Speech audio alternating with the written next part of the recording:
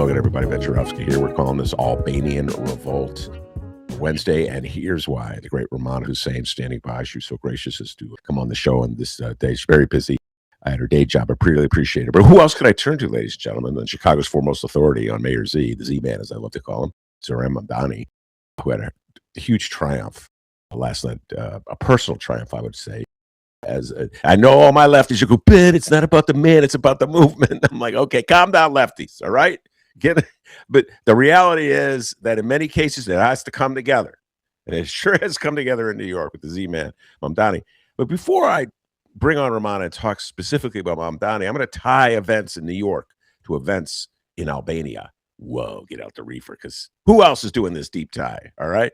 So this morning I became aware, I'm always a little behind the times, ladies and gentlemen, about news coming out of Albania, that there's a revolt brewing in Albania over a proposal by two of Rummana's favorite people, Ivanka Trump and Jared Kushner. She's laughing as I say that because, of course, it's not true. They're two of her favorite people. And they want to build a upscale resort on the island of Sazan, which is just off the coast of Albania.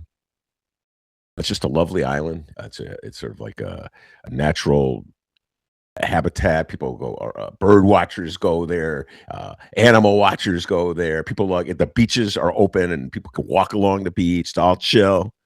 But they want to make it a private enclave for rich people.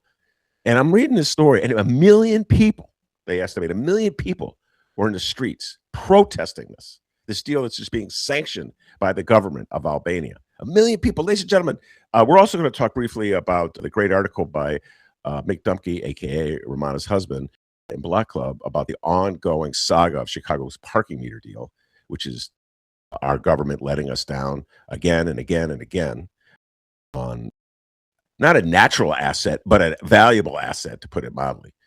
Some parallels between what's going on in Albania. They allow Kushner and Trump and a consortium of investors to essentially take over this island for their resort. I'm not sure they're going to get through with it, but get away with it completely. It's still up in the air. 1 million people. Like, that's how angry folks in Albania are. Like, no, this island means something to us. And I'm saying this to Kushner and Ivanka Trump. You guys are so fabulously wealthy. Already, you get more money, Ivanka especially, through your daddy as president of the United States, is raking in billions off of being the president of the United States, the biggest shakedown. I just wish corporate Chicago, when they're denouncing waste in the Brandon Johnson administration, might consider denouncing some of the waste on the guys that they support in Washington. This is my plea. Come on, Cranes, wake up. Made an editorial about it. And so there's 1 million people in the street. It's all greed, greed, greed that's driving this deal. And I'm just going to read a quote, because this quote, which comes from Albania, this quote, it just really strikes home. Here we go. And just as I read this quote, this is from someone in Albania, a father of two, who's been attending the rallies. I ask you to all think about what happened in New York last night with the elections and what's happening throughout the country as more and more get the sense that more and more people are finally coming awake as to what we've allowed capitalism to do, the capitalists to do in our country. So this is a quote from Albania, all right? But just imagine, it could be New York, it could be Chicago, it could be the parking meter deal. Here we go, quote, "It's been more than 30 years and still our hospitals are terrible, our education system is shit, there are no jobs and everyone is leaving. The demonstrations are huge because people are tired of this injustice. They're tired of all the corruption. One of our slogan is, stop the dictatorship of dirty money, because we've learned from experience that similar projects only ever benefit a wealthy few." Think about the parking meter deal, ladies and gentlemen, on that one. Think about every single deal that's ever gone down in the city of Chicago, almost every TIF deal that's going down in the city of Chicago. And now I brought it to what Mamdani is leading, the movement that he's leading in New York. And yes, ladies and gentlemen, he's leading it. Stop it, lefties. Don't pretend like everybody's equal on this one. He endorsed 3 candidates last night, he had endorsed 3 congressional candidates who, in 2 of the cases, very tough going. 3 actually. One was, they were all going against 2 entrenched incumbents and the borough president of Brooklyn, and his candidates won all 3 races. And wow, what a staggering sign, I guess you could say, of Mamdani's appeal, his popular appeal. Um, in New York City, but also I feel as like Mamdani has become shorthand for a dissatisfaction with the existing political culture, what that Albanian citizen was talking about, a culture of corruption and just making the same mistake over and over again. And so for many people, the attitude right now is, oh, if Mamdani endorses so-and-so, then he or she must be okay. And so I'm going to vote for so-and-so, even though I don't know who she is or he is, never heard of him, but Mamdani endorsed him. I'm going to vote for him because it's just like a revolt against the machine, if you will, to steal a line from one of Rummana's, well, I guess that was Rage Against the Machine, one of her favorites of all time. All right, without further ado, I'm going to bring on the great Rummana Hussain. Rummana, welcome back. Hi, thanks for having me again. Appreciate it. Again. All right, I tease, I tell your husband, Mick, that you're the foremost authority in the city of Chicago on the Z-Man, Zoran Mamdani. You were excited by his prospects long before it was fashionable. I think the only person who even comes close to you, I told you this in the text, she doesn't live in Chicago anymore, my oldest daughter. Actually, you guys may be tied. So last night I'm watching the draft and the NBA draft and the results out of New York.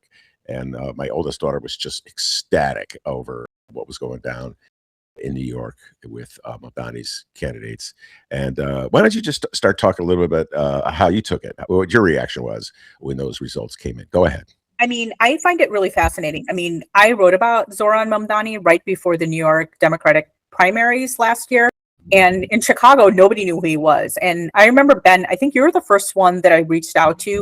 I was on X, formerly Twitter, and I saw Zoran Mamdani's video on halal carts, and I thought the video was, funny, and I laughed at it, and then I just started following him, and then I asked you, I'm like, hey, have you ever heard of this guy?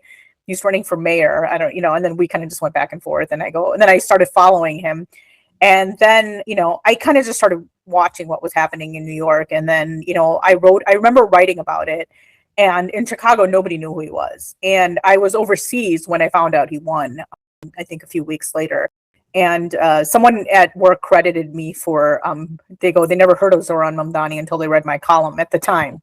Obviously everybody knows who he is. But I'm just saying, for me personally, it's just really interesting because there was a time when people like me, and I'm very similar to Zoran Mamdani in the fact that I am a brown South Asian Muslim woman. He's a brown South Asian Muslim man. And his politics are very different from a lot of the politics of your standard establishment Democrat.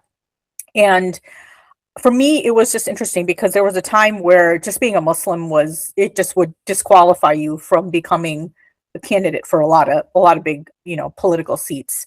And this was just interesting to see his rise and just to see his popularity. So when I watched yesterday, and you're the one who told me, I've been, I follow him on X. I follow him on, Instagram. So I knew there was a couple races, and then you told me about it. And then I go, yeah, I've been following some of it.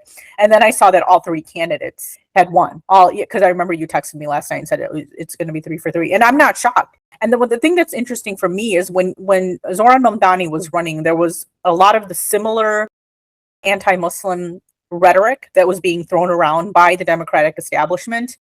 And all of a sudden, now that he's the winner, you have people like Hillary Clinton and Obama, now that they feel like, oh, this guy, maybe he's a winner. Even Donald Trump is kind of like, oh, and my husband Mick says everybody loves a winner. But it's just interesting that, someone that, nobody wanted to touch and thought was like this, scary brown man is suddenly becoming like a favorite of a lot of people, including establishment Democrats. I saw a video from Hillary Clinton a few weeks ago. I'm pretty sure she was vilifying him during the Democratic elections. She was talking about what a gifted politician he was the other day. I saw a clip of her, and it's just funny to me. My husband said this is politics, but for me, it's like there was a lot of anti-Muslim sentiment out there. And for a lot of people who are like me, it's just interesting, and it's kind of energizing to see that you don't have to be a certain way to get elected in this country, and the tides are changing, and people are looking at other options, and it doesn't have to be the same way. And the one thing that interests me about Zoran Mamdani also is there was the period I was listening to a podcast with Trevor Noah and Mehdi Hassan, And Mehdi Hassan was talking about how he has his own media company, and they told him, oh, there's this progressive Muslim guy who's running, and Mehdi was talking about when Zoran was a no name. He was just like, yeah, I'll put this guy on, and he had him on, and he's like, this guy wasn't popular at all, and he's like, I was just trying to give him like his 5 minutes on air, and Zoran like pounded the pavement. He wasn't supported by billionaires, and his opponent Mario Cuomo was it not Mario Cuomo, Andrew Cuomo, yeah, Mario, the daddy, yeah, and so it's like he did everything that was different than what people usually expect. So I think that's what made it interesting. I know someone whose daughter was someone that was making, pounding the pavement, knocking on doors. And so just that grassroots start and just like what he did to get there, it's a pretty inspiring story, I think, because everyone in this country thinks that if you have money behind you, or at least the last couple elections or just elections in general show that, oh yeah, you need this money to, get up there. But I think Zoran Mamdani's rise shows that you really don't have to. And now I think like if Zoran just endorses anybody around the country, that's going to give him an edge. I mean, if he endorses someone in the mayoral race, I'm sure that would help, like with a lot of younger people, maybe not with the, over 50 crowd, but a lot of younger people look at Zoran and they think, obviously not young people on the right, but a lot of younger people who are on the left. They just think Zoran is like a bomb to what they're seeing in the United States, whether it's the establishment Democrats or, MAGA. The mayoral race, I mean the Chicago mayoral race. Yeah, if Mamdani were to endorse Brandon Johnson, that would be amazing if he were to do that. I'm just going to go back to something you said earlier on, quoting the great Mick Dumke, who will be a guest, by the way, on next week's show. We'll be taking the deep dive on parking meters. The 2 parking meter geeks will be taking the deep dive. We'll get to Mick in a little while to shut up. But everyone loves a winner. I've heard Mick say that several times, including on this microphone. And I always disagree with him because it's not completely true. I don't believe it's true. For instance, in the city of Chicago, Brandon Johnson won. And I didn't see everybody loving Brandon. In fact, from the day he won, there was a huge chunk of Chicago immediately opposed him. And they still have opposed him to this day, even as he cuts deals that would favor corporate Chicago. It's remarkable. So not everyone. There's something about the total package of Zoran Mamdani that is particularly appealing. And one obvious point, he's not a black man. So we got to state that one up front. But people still hate on him. I don't know if you saw the New York Post. Oh, God. The New York Post. I'm just saying, like, people still, the establishment and a lot of older, older people, like, they hate him. I mean, yeah, he's not a black man. I understand, because I think like you were mentioning, I think Brandon Johnson and Zoran Mamdani both deserve to be criticized. I'm not going to always, just as a journalist, I'm not going to always be 100% on board with everything they do or the way they handle things. But we know this has happened with Barack Obama too. The criticism, some of it is very suspect, in my opinion, because if it was a white man or even a white woman, I'm sorry, Hillary Clinton, the attitude would be a lot different. And people in America, especially white Americans, they want their people of color politicians to have the same viewpoints they do. They're okay with that, as long as they, repeat the same things that like a Joe Biden or a Bill Clinton says.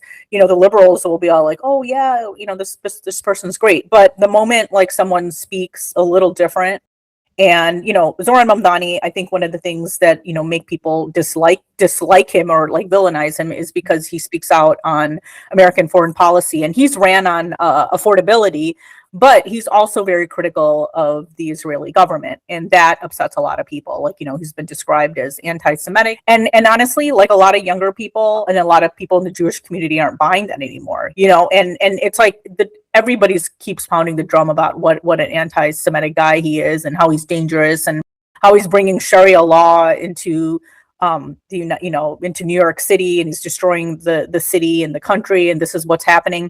But this is why I have a lot of hope in the younger generation. I think they're not buying that bullshit anymore.